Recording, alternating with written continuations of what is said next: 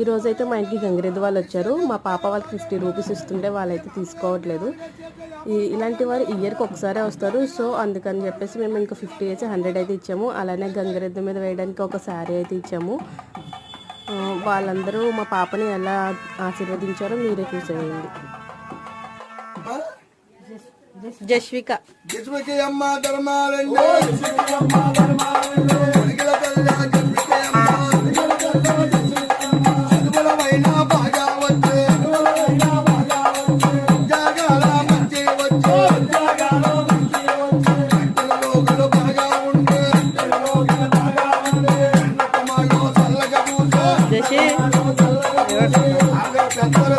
చదువుకొని మంచి జాబ్ వచ్చి అడిగినోటి కోడలు గారు ఆవిడికి సంతానం ఒక కొడుకు ఒక కూతురు సరిపోతారు. మళ్ళీ ఆశలుగా మనసాలుగా ఉండి ఏడాది కొట్టాం.